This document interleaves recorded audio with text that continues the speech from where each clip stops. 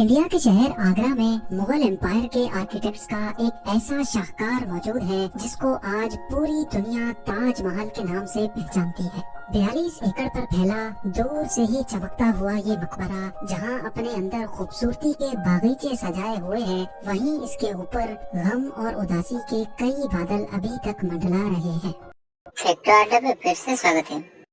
नाजरीन, लगभग 400 साल पहले बनाई जाने वाली ये खूबसूरत बिल्डिंग जहां अपने दौर की सबसे बड़ी और सबसे शानदार बिल्डिंग हुआ करती थी, वहीं आज इसको दुनिया का 7वां अजूबा भी माना जाता है। इस आलीशान स्ट्रक्चर को बनाने में 20,000 मजदूरों ने दिन रात खून पसीना बहाया, और वो भी 1 या 2 सालों तक नहीं बल्कि पूरे 22 सालों तक। अगर आज के दौर में इसकी कीमत का अंदाजा लगाया जाए तो संगमरमर का ये अनमोल मकबरा हैरत अंगेज तौर पे $1 बिलियन यानी 7,500 करोड़ रुपयों से भी ज्यादा महंगा है, क्योंकि इस बिल्डिंग में मुगल आर्किटेक्ट्स ने अपने हुनर की कई ऐसी निशानियां छोड़ी थी जिनकी दुनिया के टॉप इंजीनियर्स भी आज तक तारीफ करते हैं। इस बिल्डिंग को ऐसे डिजाइन किया गया कि जब मेन गेट के पीछे से इसको देखा जाता है तो ये काफी बड़ी लगती है, लेकिन जैसे ही मेन गेट की तरफ बढ़ा जाता है तो ऑटोमेटिकली इसका साइज छोटा होता जाता है। दिमाग को चकरा देने वाली ये कोई पहली ट्रिक नहीं थी जो मुगल आर्किटेक्ट्स ने इस्तेमाल की हो। इसके गिर्द चारों मीनारों को बिल्कुल सीधा खड़ा नहीं किया गया, बल्कि ये मीनार बाहर की तरफ थोड़ा झुके हुए हैं, क्योंकि अगर इनको सीधा खड़ा किया जाता तो दूर से देखने पर ये अंदर की तरफ झुके हुए लगते, जैसा कि इन मस्जिदों में आप देख सकते हैं। इन मीनारों को बाहर की तरफ झुकाने का एक और रीजन भी था, और वो ये था कि खतरनाक अर्थक्वेक की सूरत में अगर ये मीनार गिरे भी तो ये बाहर की तरफ गिरकर ताजमहल पर एक आंच भी न आने दे। लेकिन आखिर माजरा क्या था कि इसको बनाने वाले किसी सूरत में इस पर एक खराश भी बर्दाश्त नहीं कर सकते थे। ताजमहल के वो कौन कौन से राज थे जिनको 400 साल पहले छुपाने की कोशिश की गई थी, और जब उस दौर में कंक्रीट या स्टील ही नहीं हुआ करता था तो आखिर इस आलीशान मकबरे और इस पर मौजूद 40 मीटर ऊंचे डोम को कैसे बनाया गया, ये सब और इससे भी ज्यादा आप जान सकेंगे आज की इस स्पेशल वीडियो में। नाजरीन, ये मामला स्टार्ट हुआ था सन 1607 में, जब इंडिया और पाकिस्तान के इस खित्ते में मुगल एम्पायर का होल्ड हुआ करता था। इस दिन मुगल शहंशाह का सबसे छोटा बेटा शहाबुद्दीन मोहम्मद खुर्रम 15 साल का हो चुका था, और उसी की सेलिब्रेशन के लिए आगरा फोर्ट में एक आलीशान पार्टी रखी गई थी। खुर्रम मुगल शहंशाह को सबसे ज्यादा अजीज था, इसी वजह से इसके हर जन्मदिन पर इसको हीरे जवाहरात और सोने से तोला जाता था, यानी जितना वजन शहजादे खुर्रम का होता था उतना ही खजाना इसके नाम कर दिया जाता था। लेकिन इस जन्मदिन पर कुछ और भी खास होने वाला था। मुगल शहंशाह ने शहजादे खुर्रम की शादी अपने एक वकील की बेटी के साथ कर दी, जिसको मुमताज महल के नाम से जाना जाता है। मुमताज और खुर्रम को पहले दिन ही एक दूसरे से बेइंतहा मोहब्बत हो चुकी थी, और उस वक्त ये किसी को भी मालूम नहीं था कि इस मोहब्बत का बोलबाला हमेशा के लिए रहने वाला है। अगले 10 सालों तक शहजादे ने कई जंगें लड़ी और उनमें भरपूर कामयाबी भी हासिल की। इसी वजह से शहंशाह ने खुश होकर उनको शाहजहां के लक़ब से नवाजा, जिसका मतलब है दुनिया का बादशाह। शाहजहां की टोटल 6 बीवियां थीं जो आगरा फोर्ट के हरम में ही रहती थी। इन 6 में से शाहजहां सबसे ज्यादा मोहब्बत मुमताज से करते थे, और यही वजह थी कि उनका ज्यादातर वक्त मुमताज महल के साथ ही गुजरता था। वक्त तेजी से गुजरता जा रहा था, और 4 सालों के बाद यानी 1621 में मुगल शहंशाह अचानक चल बसे। शाहजहां जो पहले ही मुगल एम्पायर में खासा फेमस हो चुका था, और जो शहंशाह का चहीता बेटा भी था, 1628 में यानी बाप की मौत के 7 सालों बाद उसने शहंशाह की गद्दी संभाल ली। पूरी मुगलिया सल्तनत अपने नए शहंशाह से बेहद खुश नजर आती थी। ये वो पीरियड था जब मुगल एम्पायर अपने पूरे उरूज पर थी, यानी पूरे इंडिया पाकिस्तान के साथ साथ अफगानिस्तान के भी कई हिस्सों में मुगलिया सल्तनत का राज हुआ करता था। सारे फैसले शाहजहां खुद करता था, जबकि मुमताज महल पीछे रहकर शाहजहां को मशवरे दिया करती थी। لیکن کسی کو بھی اس بات کا علم نہیں تھا کہ یہ خوشیاں عنقریب ماتم میں بدلنے والی ہیں۔ گدی سنبھالے ابھی ایک ہی سال گزرا تھا کہ ایک بار پھر سے مغل امپائر کو دشمنوں کا سامنا کرنا پڑا۔ اگلے 2 سال جنگ چلتی رہی اور شاہ جہاں کو اس جنگ میں بھی بھرپور کامیابی نصیب ہوئی، لیکن شاہ جہاں ابھی اس کامیابی کا جشن مناتے کہ ان کو ایک افسوسناک خبر سے آگاہ کیا گیا۔ ممتاز محل جو کہ شاہ جہاں کے 14ویں بچے کو جنم دے رہی تھی، اس کی حالت بگڑ گئی اور 17 جون سن 1631 کو وہ نہ چاہتے ہوئے بھی اس دنیا سے چل بسی۔ پوری مغلیہ سلطنت کا جشن دیکھتے ہی دیکھتے ماتم میں بدل گیا۔ یہ خبر جو شاہ جہاں پر آگ بن کر گری تھی، اس نے تو جیسے ان کی دنیا ہی ختم کر ڈالی۔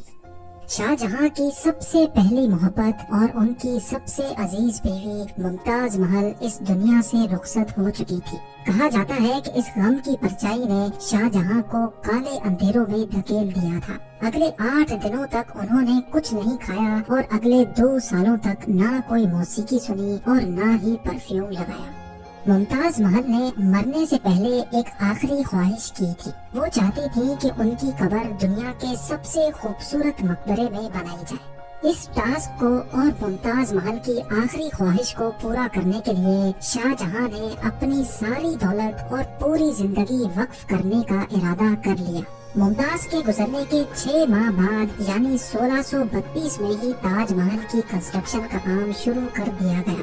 قریب 20,000 سے بھی زیادہ مزدور، پتھر تراش اور کاریگروں کو پوری سلطنت سے اکٹھا کیا گیا۔ لشکروں کے لشکر شاہ جہاں کے حکم پر آگرہ بلوا لیے گئے تھے۔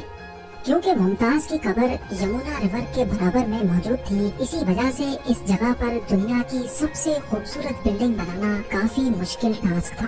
ریور کے کنارے زمین کافی سافٹ ہوتی ہے اور اگر یہاں کھدائی کا کام کیا گیا تو پانی کا بہاؤ تاج محل کی فاؤنڈیشن کو بھی نقصان پہنچا سکتا تھا۔ اس مسئلے سے نمٹنے کے لیے مغل انجینئرز نے یہاں سب سے پہلے زمین کے اندر کئی کنویں کھدوانا شروع کیے۔ مزدور یہ کنویں تب تک کھودتے رہتے جب تک خشک زمین نظر نہ آ جاتی تھی۔ ان کنووں کو پتھروں اور گارے سے بھرا گیا اور پھر اس کے اوپر پتھروں کے بڑے بڑے کالمز کھڑے کیے گئے۔ اس سارے کام کو انجام دینے کے لیے مزدوروں کے ساتھ ساتھ ہاتھیوں کی ایک بہت بڑی فوج کو بھی استعمال کیا گیا۔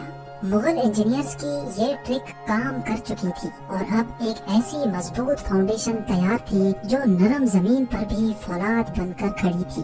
فاؤنڈیشن کے بعد اب باری تھی ایک ایسے بلڈنگ ڈیزائن کی جو آج سے پہلے کسی نے بھی نہ دیکھا ہو، ایک ایسا ڈیزائن جو پچھلے سارے ریکارڈ توڑ ڈالے۔ تاج محل کے ڈیزائن کا آئیڈیا شاہ جہاں نے اپنے باپ دادا کے مقبروں سے لیا تھا۔ باپ کے مقبرے سے میناروں کا آئیڈیا لیا گیا، دادا کے مقبرے سے بلڈنگ کور کا آئیڈیا لیا اور اپنے انکل کے مقبرے سے ڈوم کا آئیڈیا لیا تھا۔ اور جب ان سب کو کمبائن کیا گیا تو ایک شاندار اور عالی شان ڈیزائن ابھر کر سامنے آیا۔ بلڈنگ کے اسٹرکچر کو بنانے کے لیے لاکھوں نہیں کروڑوں اینٹیں موقع پر ہی بیک کی گئی۔ یہ سب اتنا آسان نہیں تھا اور اس میں لاتعداد پیسے بھی بہائے جا رہے تھے۔ ہر گزرتے دن شاہی خزانہ تیزی سے خالی ہوتا جا رہا تھا، لیکن شاہ جہاں کو کسی چیز کی پرواہ نہیں تھی، بس ان کو یہ کام ہر قیمت پر کمپلیٹ کرنا تھا۔ کہا جاتا ہے کہ تاج محل کی کنسٹرکشن میں اتنے زیادہ لوگ لگائے گئے تھے کہ ان کی وجہ سے آس پاس کے علاقوں میں کھانا پینا ختم ہو گیا تھا۔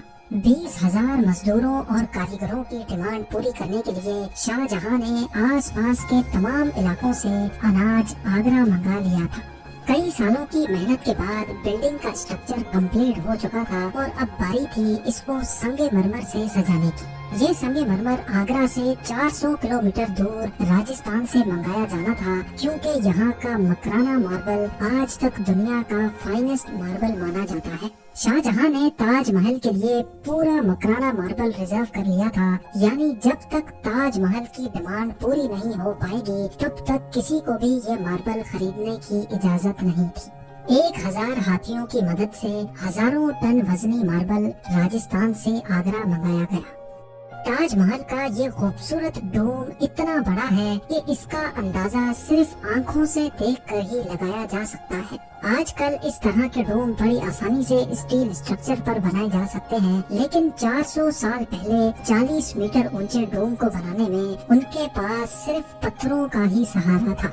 इस डोम को बनाने में मुगल इंजीनियर्स ने जो स्ट्रेस कैलकुलेशन की थी, उसकी आज के इंजीनियर्स भी बहुत तारीफ करते हैं। ताजमहल की फिनिशिंग के लिए इसको पीट्रा डोरा या परचिनकारी से डेकोरेट किया जाना था। पीट्रा डोरा एक ऐसी कलाकारी को कहा जाता है जिसमें कीमती पत्थर को मार्बल के अंदर तराश कर लगाया जाता है। मार्बल को बड़ी महारत और बारीकी से कीमती पत्थर की शेप के हिसाब से तराशा जाता है और फिर उसमें पत्थर को ग्लू के जरिए चिपकाया जाता है। ताजमहल पर इस्तेमाल होने वाली ग्लू कोई आम ग्लू नहीं थी। काफी रिसर्च और लेबोरेटरी टेस्ट के बाद मालूम पड़ा कि ये ग्लू शीरा, लेमन जूस और संगमरमर पाउडर को मिलाकर बनाई जाती थी।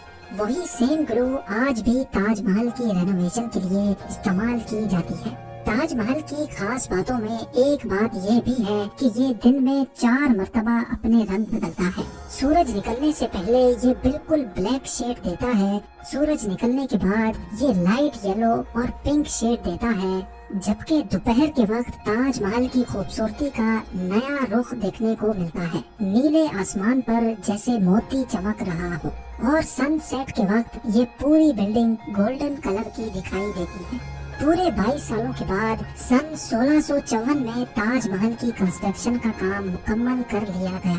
शाहजहां अपनी बेगम की याद में दुनिया का सबसे खूबसूरत मकबरा बनाने में कामयाब हो चुका था। शाहजहां ने इस आलीशान इमारत का नाम अपनी पसंदीदा बीवी की याद में ही रखा। मुमताज महल से इसका नाम ताजमहल रख दिया गया।